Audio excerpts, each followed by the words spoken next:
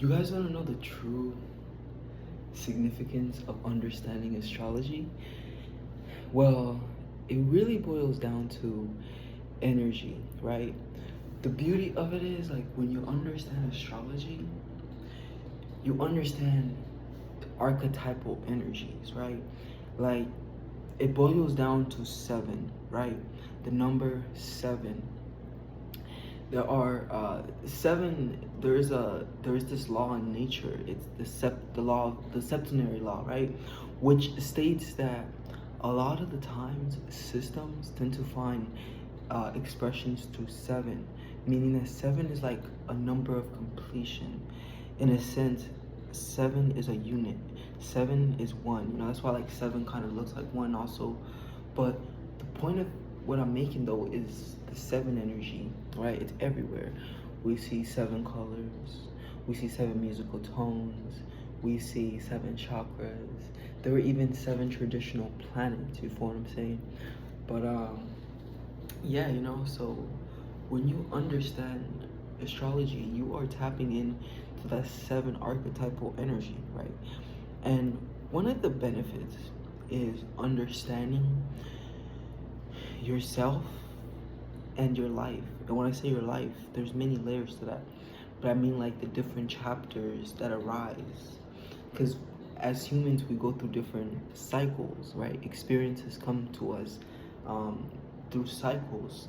If you are paying attention, you will genuinely notice that certain events keep repeating themselves in your life under certain alignments. And it's like a great example, I feel like, is like relationships.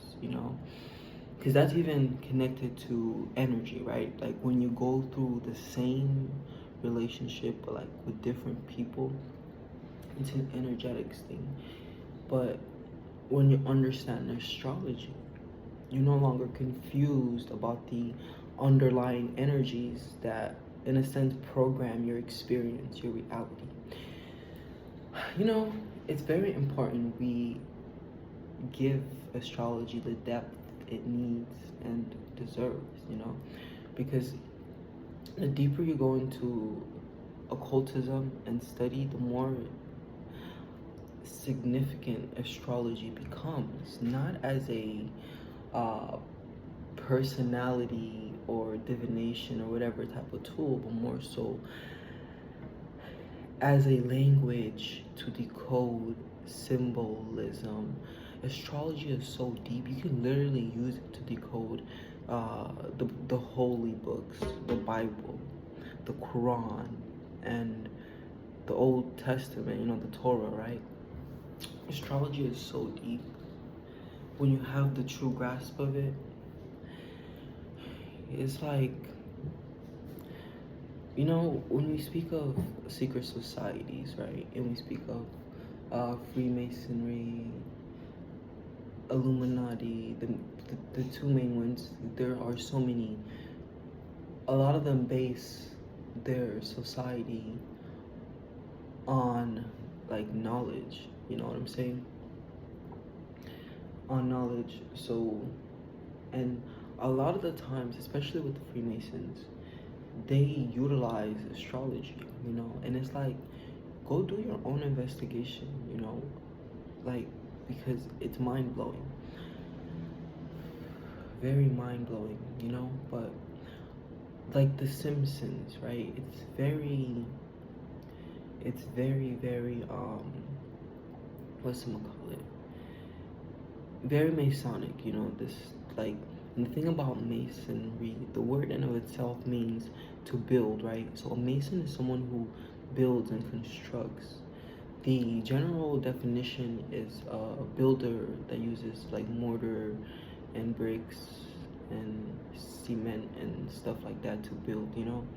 But esoterically, a mason is someone who understands the mental nature of reality and takes it upon themselves to build mentally, like, when I say build mentally, I mean You know, the purpose of rituals, right, and ceremonies is to enforce certain energies, right? Because um, a lot goes on in like the behind the lodges and Freemasonry doors, um, in Freemasonry temples. I mean, where rituals are concerned. You know what I'm saying? But yeah, in order for someone to truly build at that level, though, in the mental world, to have such a capacity where you have great influence over reality and over society, you know, you have to understand energy. You have to understand the nature of reality. And this is why Freemasons use astrology. It's like, don't be a hater, you know, like, it literally serves you none. Like, let me explain something. To, you know, discredit or disregard something before truly studying and understanding it. So don't be a hater. And understand when it comes to beliefs, as long as a belief serves you, that's all that matters. You feel what I'm saying? And on that subject, some people have some really weird beliefs about astrology, and they need to um, knock that off. You feel what I'm saying? First and foremost, it's important to understand that you actually do have free will, you know, and mental, like, your mental vigorness, like your mental power and ability, can overpower and override any position, any alignment, any cycle, whatever. You know, it's like, we are such fascinating and amazing creatures. It's so sad how little we know about ourselves. But even the nervous system alone, right? And now we're talking about the brain too. But the nervous system in of itself acts like a radio receiving and transmitting set. You know, like, your nervous system can emit frequencies as much as receive frequencies. And the way that it works is it's all about broadcasting, you know, because on the astral plane, you know, you receive astral vibrations from these planets. I don't want to complicate things, you know, but so let me stay on that train of thought though, because I think some of you might be following me. So you want to think of it like this: you yourself contain a code, a program, you know, a series of frequencies that determine what you are receptive to in life and how you receive those things. You know what I'm saying? Um, like never mind. Well, let me finish the thought actually. When we witness like a glass breaking, depending on certain frequencies, you know, similarly, we all have our own unique like blueprints, our own unique coding and sequences, you know, and similar to glass and sound. Well, I don't even think this is a good analogy, but some people are made to receive certain frequencies better and more harmoniously than others, is what I was trying to explain. You feel what I'm saying? Okay, but like your nervous system, right? It's continuously receiving, but you have to also understand that you have an astral body. But the nervous system is so relevant because the conduit between the physical and the astral is the electromagnetic dimension, right? The electromagnetic reality realm, whatever. You know, we have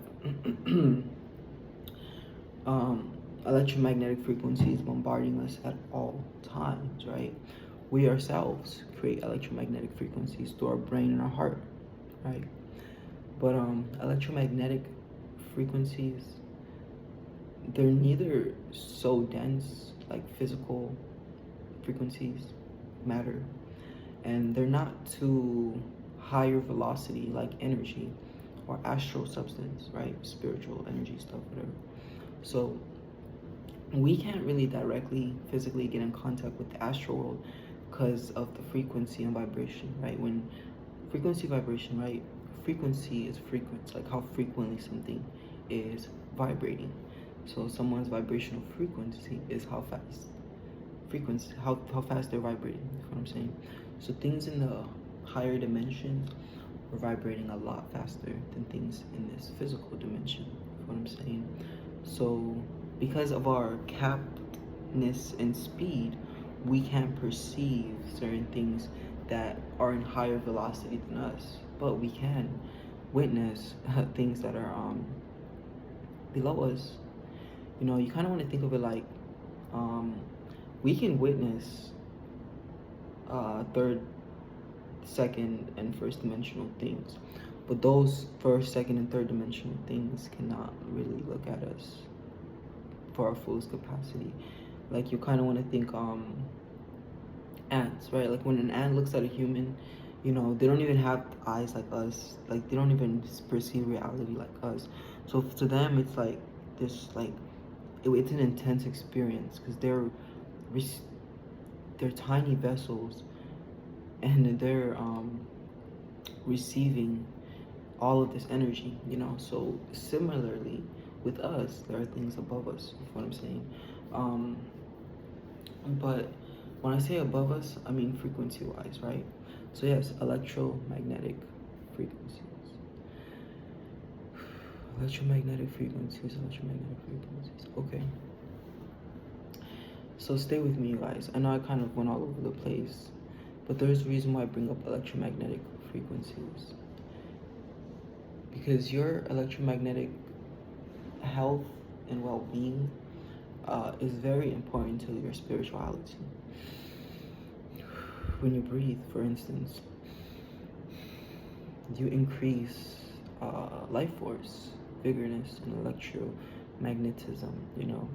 And that's actually the first step to overriding these energies and frequencies we were talking about earlier when I was explaining in the opening how it's so relevant and important to understand astrology, and why it is relevant and important.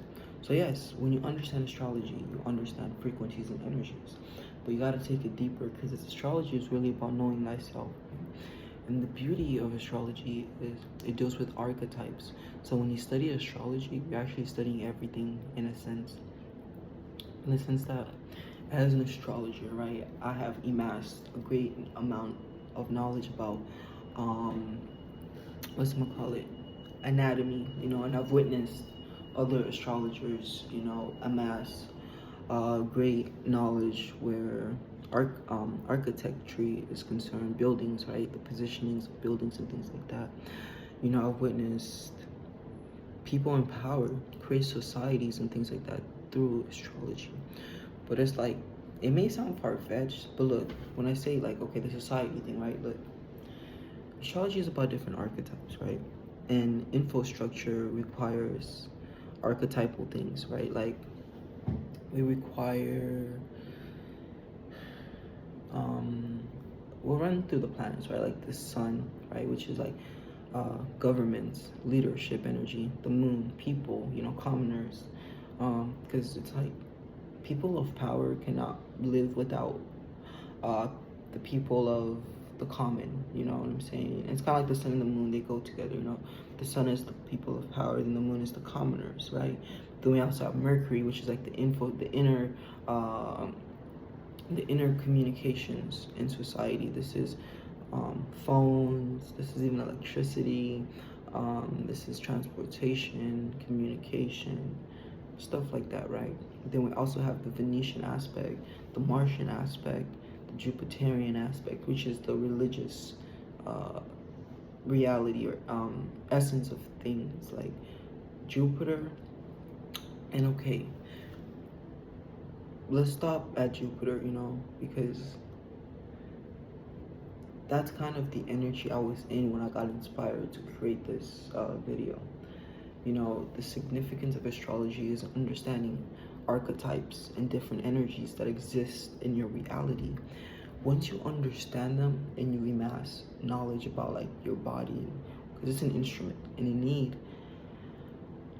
as someone who is an alchemist, right? I consider myself an alchemist, but as someone who wants the best life they can possibly live, knowledge is key, right? Like, you gotta know thyself, gotta know thy vessel. You just gotta know that reality, the universe you live in, the laws that govern it, things like that. You just gotta know, right? The knowledge, knowing. And it all begins with Jupiter, archetypically. So Jupiter, right? It is the best way you can think of astrology. I want to say this real quick. I don't think it's good to think of astrology as like planets, because here's the thing. As of now and where we stand, we still don't.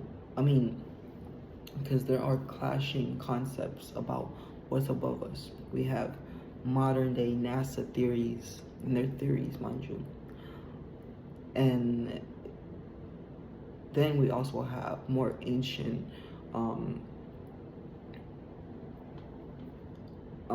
we also have more ancient models of what the Earth and what space is like, you know. So, in more ancient concepts and theories, it's like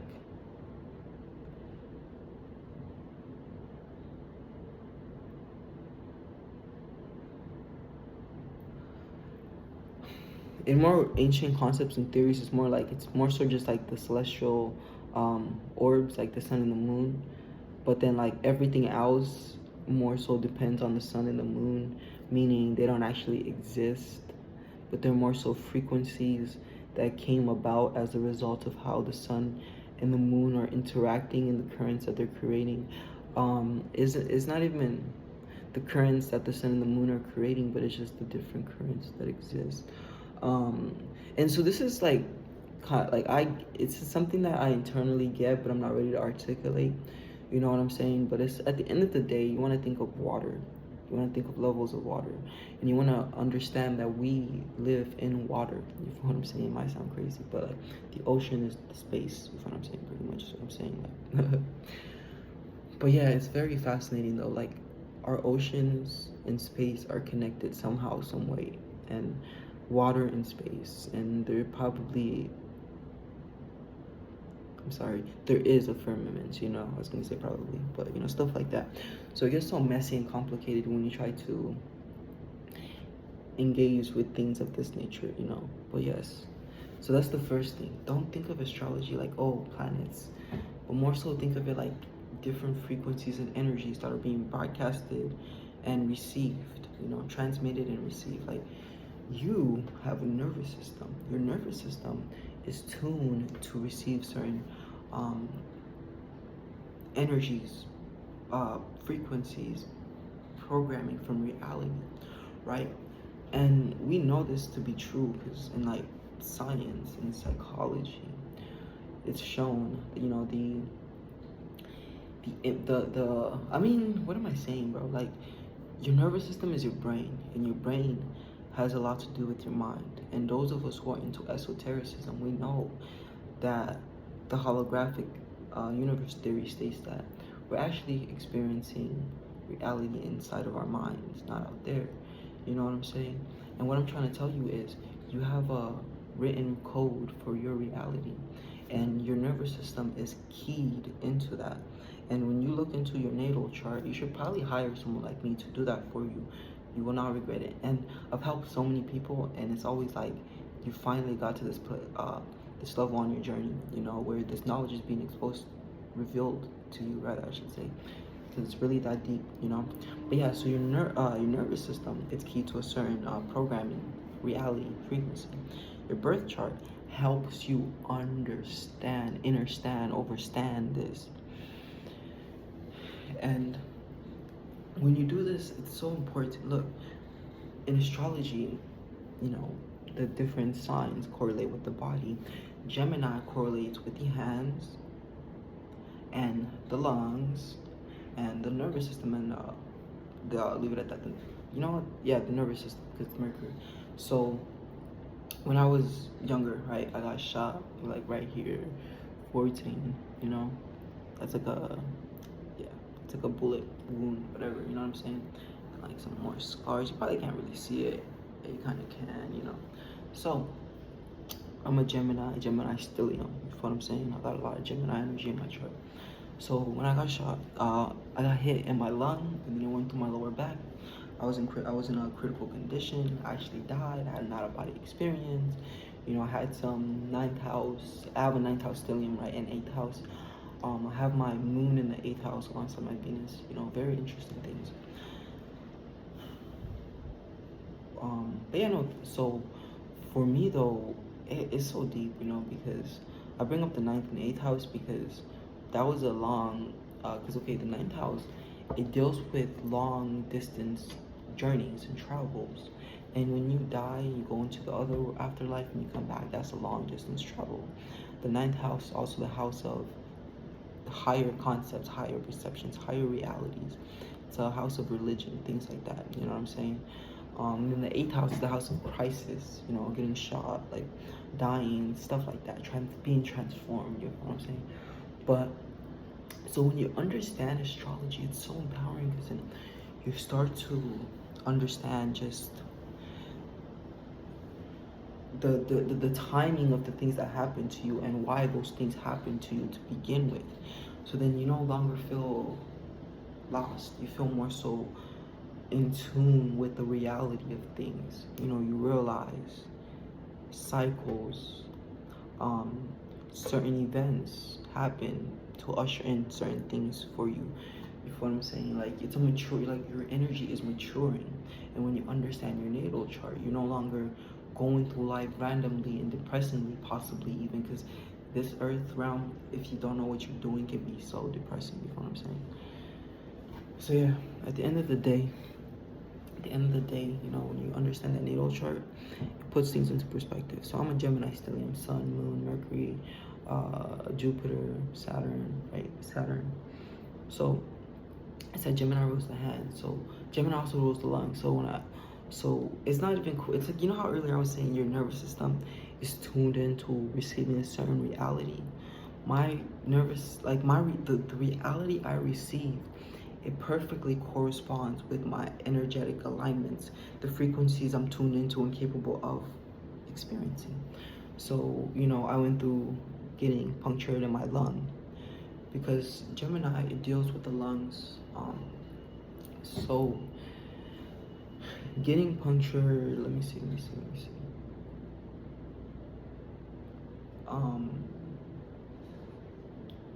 Somewhere else, like getting punctured. Because like the lung is actually very crucial and critical, But like the heart, it's okay, very interesting because. But what I'm trying to say here, though, without making it too long, is if I had gotten punctured anywhere else, the whole experience would have been different, But because it's a local area where it deals with my energy, my mercurial energy, because the lungs is Mercury. It's a mercurial problem, a mercurial issue that a mercurial person like me is faced to deal with. Like when I got shot, so because I got shot in my lung, I got into breath work. I learned how to, it's crazy, breathing exercises. They're called exercises for a reason. When you really do these, after a while, you start to stretch your lungs and your lungs get sore. It is the craziest experience. Your lungs get sore for like a week, imagine a week. Lungs sore. I'm not even trying to explain the details. It's insane pain. But after that week of soreness within your lungs, once they recover, you feel this greater new sense of being able to breathe. It's really being able to absorb more of life, more of reality. You know what I'm saying? So although it was a crisis, in the understanding of it, it expanded my mercurial Geminian energy. I've had a lot of mental OBE experiences, whatever, through the breath, so learning about the breath. I've learned how to manipulate my nervous system through the breath. It's like, it's deep stuff, your thoughts, everything through the breath, so it's like, not only that, Gemini rules the hands. When I got shot in my lung, my thing right here, my lung, my chest, it affected I think it's like it's a nerve, an important nerve that's right here. It's connected to your arms and stuff like that. So it affected this nerve, right? And then like my right hand, it was like semi-paralyzed. It was like this, like no motion, no movement, nothing with it at all. Paralyzed, I went through this long journey of learning how to gaining motion back into my hand, right hand. Still, there's not 100, but I think it's like at 80, 70, I don't know, something like that, better than 0. So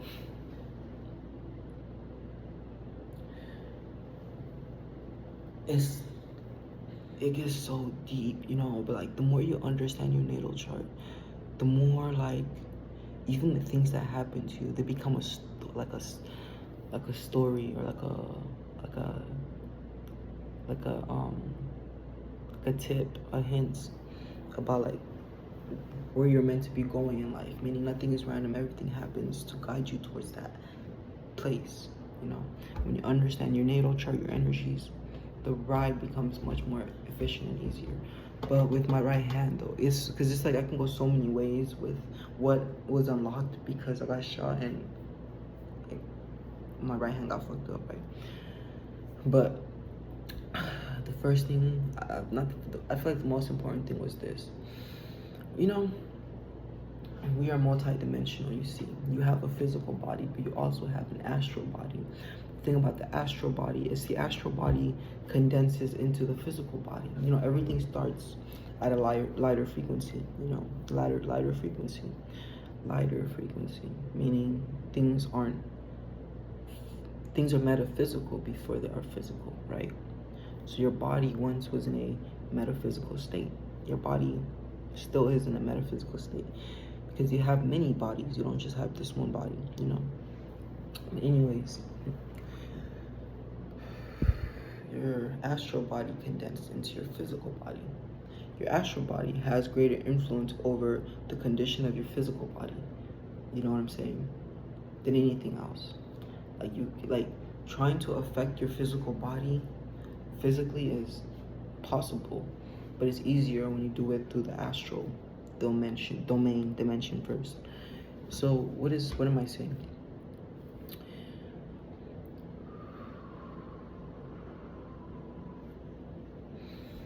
When you close your eyes, but you're still able to see things, maybe interact, depending on how rich your inner world is, many different things you may be able to do.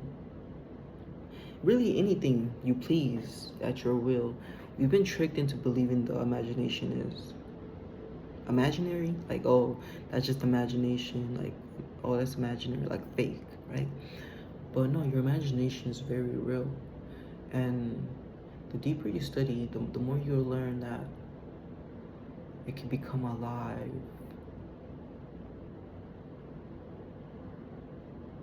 Like, you don't need these eyes to see. You can have your eyes closed but still perceive reality through your imagination. But it's a greater scope of perception because now you're not limited to physical, like freaking the laws of physics, I guess. Like the boundaries, like you can see through walls, like astral project, all this crazy stuff, you know. But what I'm trying to say here though is that when you close your eyes and you're in your imagination, you're actually in the astral plane. You're not far away from it. Just different channels. Just switch, you know, like turn the knob, change the channel. It's easy. Not difficult. No stress, no strain. But anyways, within this dimension exists it's like, okay, you know how in the Matrix, like they existed outside of the Matrix and they were plugged in, but then they also existed in the Matrix. It's kind of like that as well. But your astral body is the body that's in the that's not in the Matrix, that's plugged in, you know. And it's like whatever you do to that body, like it will be projected into the physical, right? This is why like they were able to program things. I think they were able to even like drop things into, I don't know, bro, Matrix movie. But pretty much what I'm trying to say is I learned how to, because like, okay, when you're paralyzed, it is one of the craziest, paralyzed, whatever, it's one of the craziest things, you know, because like to disconnect, it's a mental disconnect between one of your body parts and your brain, you know, like your thoughts. So I learned how to gain motion into my right hand, you know, like this is, you don't understand though, like, oof, how far I've come. But anyways, I had to because there was nothing, like there was no movement, like nothing, bro. Like, you know, like now it's coming back and things like that, but there was no movement in the beginning. It was crazy. um and with that being said, there was a lot of transformation and transmutation that took place, where like I'm not ready to talk about that yet, kind of personal. Anyways, um I learned how to gain motion into my hand through moving my astral hand. Kind of like, how people talk about phantom hands. The reason why you have a phantom hand, you have phantom pain, is because although, this is deep, it's because although your physical hand has been cut off, your physical leg's been cut off, whatever, your astral limb is still there. And when you think of astral, look, astral things, astral substances are composed of thoughts, right? So you want to think like, if you can, that show Word World. You know that show Word World, that little PBS, that the kids show on PBS. You know how like the things are made out of words? Technically, in the astral world, you want to imagine that. And you want to imagine like your hand, like you want to see like codes, like light codes or whatever. It's a light body, and light is information. So just think light. You want to see light, and within this light, information is contained, right? Anyways, it's because you lose your physical. This is why even if you lose your physical body, like you can just transition into your astral body. I got shot, right? And when I did, what's some call it? Hold on, give me a second. Let me see, someone's at the door. This person. Anyways, but yeah, so that's like that. So I learned how to go into my astral body, you know what I'm saying, and pretty much move my right hand, so although I didn't have movement physically, I would move my right hand in the imaginary world, right? Or if it was really moving my astral hand, it's like, it's a deep thing, and you should study. It's crazy the things you can do to your body through influencing it mentally first. You feel what I'm saying? But yeah, so your hand is connected to Mercury, right? Like Gemini rules the hands. And imagine, you guys, this crisis, right, which was ushered through my 8th house. And then I have like my Mars in Sagittarius and my 3rd house retrograde. Just like physical violent crises and things like that have a deeper philosophical or like spiritual reasoning for happening. And it's like all happening in this space, the 3rd house, in this space of like curiosity.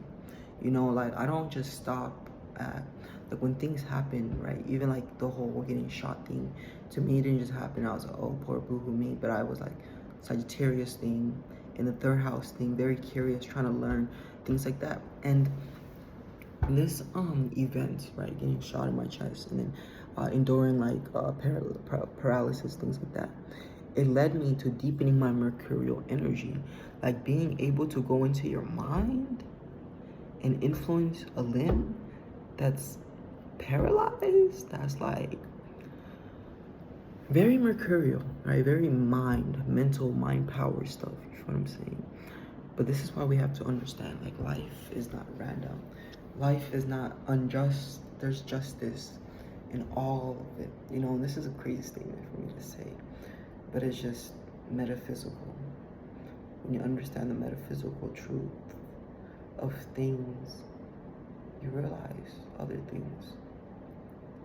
But yes, you guys, so I was sitting outside and just thinking about how many things have come into fruition that just were expectations, beliefs, desires. Because it's not a bad thing to expect things from your reality. Yeah, you probably shouldn't expect things from people, because that's how you get disappointed. You know, it's always your expectations that disappoint you. Realize sometimes people ain't shit, right? People, that it is what it is. Don't expect too much from people, and just stay in your lane, mind your business, and you'll be chill. But once you start expecting the world from a city, you get once you start expecting the world from a city, you get disappointed because that's just the city, bro. Can't give you the world. Interesting analogy. But anyways, you know, so yeah, you know, but it's okay to expect things from your life, from your reality, from the universe. It's important to understand who you are, knowledge yourself, know thyself, you know. Okay, I'll tell you one other thing, you know, and astrology is so deep, guys. Just study astrology, understand astrology, get my course on astrology, get my readings on astrology. But let me say this though, in astrology, when you, this isn't the surface, this is like when you're deep in it, right? Knees deep. When you're knees deep into astrology, you start to learn that like alchemy is a part of astrology. And then you start to learn that you can alchemize certain energies. And you learn one of the alchemical fluctuations that is very beneficial to anyone who does it is a Jupiter Sun one. And like I said earlier, these are just frequencies and energies. Who cares? You don't even have to call it the sun. Call it the apple for all I care. As long as you correlate it, you know, as long as instead of saying sun, you say apple, but it still means vigorness, identity, individuality, self-expression, then I don't care what you call it, but just understand these energies are real and we all deal with them. So deal with it. But yeah, you know, so the sun, right? The essence of individuality, self-expression, who am I-ness, you know, it is the I am-ness, the desire to want to be, to just want to feel alive, you know, to want to live as an individual and express that individuality into the world, you know, as a unique person, as a me. Like, look at me, you know, the sun, expression, creativity, individuality, things like that, right? It's just that, you know, like who cares? You don't gotta call it the sun, but it's just that ego energy. So we have the sun, and then we have Jupiter. Jupiter is the essence, and like I said, you can call this like blueberry. Who cares what you call it? But just the language we have. We're gonna say Jupiter is the energy and the essence of expansiveness,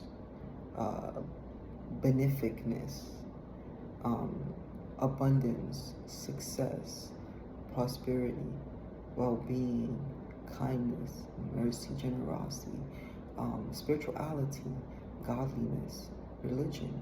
You know, so Jupiter is the biggest planet. You know, it's a gas planet. When you think of gas, you gotta think of the Holy Ghost. The Holy Ghost. The Holy Ghost, the Holy Spirit, if that's more comfortable language for you guys. The Holy Ghost, you know, gas is the most, and it's the most representative of spirits where matter is concerned, right? We have liquid, solid, and gas. Gas is the most expressive to spirit, you know, to spiritual things, etc. So Jupiter being a gaseous planet, it's right on brand. Also, Jupiter being the biggest planet, it's also right on brand with what it represents in its energy, its essence, and things like that. Now, CGI, extra, NASA meaning deception in Hebrew, I don't even know if there's a thing out there. And I don't know how I sound to you guys who believe in science and put your faith and trust in these men that have lied to you many, many times. Yeah, let me not say certain things because I want this video to go far a little bit anyways. You know, shadow banned, getting restricted for saying certain things is real. So, you know what? I said what I said. I'm not gonna say more. because it's not really necessary. It's just causing drama for no reason, you know. Anyways, you know, don't worry about that. Don't worry about what it is, but understand NASA is connected to they're very Masonic. Like, a lot of the people in power are connected to secret societies, and they use a lot of symbolic language. Symbolic language, meaning even if it's not real stuff, there's still symbolic realness in it. You feel what I'm saying? So yeah, just understand that, fam. Understand that there's still symbolic realness in it. So yeah, you know, when you unify the sun and Jupiter internally, because you have a sense of self, identity, a desire to want to express yourself, a desire to want to be an individual. You don't want your free will taken away. You want to be able to do what you want, express how you want, the freedom to be. And that is the sun's energy. And we have all of that. You know, I don't care if you don't believe in astrology. Don't believe in astrology. Let's just deal with the essence of it. And that's the sun, ego, identity, right? You have that. Now, Jupiter is what I said earlier, the religious belief in something higher, or the spiritual belief. It doesn't have to be religious. I just use these words with less confinements because I have a broader perspective on like archetypes and energy. So everything is just a tool for me to use. Language also. A lot of us have a lot of emotional charge with certain words, sentences, phrases, things like that. And we need to neutralize that. And this is all alchemy, right? But yeah, okay, neutralize that. So yeah, when I say religion, I'm not really thinking religion like you're probably thinking. To a lot of people, religion is Saturn, religion is restriction. But when I think religion, I think Jupiter, expansion. Although dogma has ruined it, the true, you know what, I don't want to say too much. Because I'm a Gemini, I can say too much sometimes. The unification of Jupiter and the sun is like this. What are we unifying? We're unifying thoughts and emotions and states of being and consciousness. So your state of being your state of being that involves your sense of self, and your state of being that involves your relationship with the higher power, source, God, whatever, these two must be blended and unified. And you must lead from where your identity, your sense of expression, and the way you want to use your will, you must unify it and lead through the energy of Jupiter, meaning becoming godly, like utilize to giving your life to God. Like, you know, a lot of things in religion, like, they're useful, I'm not gonna lie, because a lot of religious people be like, oh, I gave my God to, I gave myself to God, you know, I gave my God to self. I gave my God to self. I think there's a message there for us. So I gave myself to God. I gave my God to self. Yeah, you know, a lot of people say that I gave myself to God. Like, do you truly know what that means? When I observe religious people, I feel like it's kind of weird, and it kind of sucks, because a lot of them are doing it from a place of fear, in a place of fear, like, oh, I'm gonna do this, I'm gonna put on this front because I don't want to go to hell, I don't want to be perceived a certain way, etc. I feel like this is so real. And why I say that is because you should always judge them by their fruits, the fruits that their trees bear. And a lot of people don't really have fruits like that. You know what I'm saying? Like, and it's like emptiness. It's like a shell. It's like not enough fulfillment. It's like to truly give yourself to God.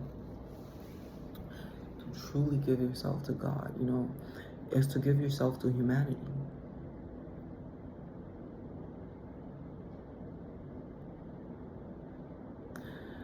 I don't know how that sounds to you, but to truly give yourself to God is to give yourself to humanity. Look, selflessness and selfishness are the contrast between God and the devil. Selflessness and selfishness. And it's not that complicated, you feel what I'm saying? But yes, it's just so powerful, you know, this this sequence, this unification of energies, because people who have aspects between their sun and their Jupiter naturally come to this realization. Those of us, well, not us, because I have, but I have Jupiter and my sun conjunct each other. I have a lot of conjunctions, you know, because I have a lot of Gemini energy in my chart.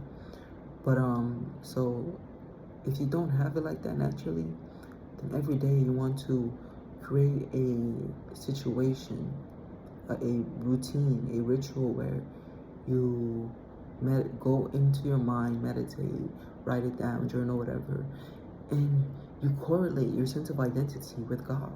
You correlate, and you identify that sense of power that God has, and we're just using words. I don't like that word God, bro. Like, where that word came from, man, that's painful right there. But etymology is a real thing, vibrations are real things, you know, things like that. But anyways, God, right? The word God, the God.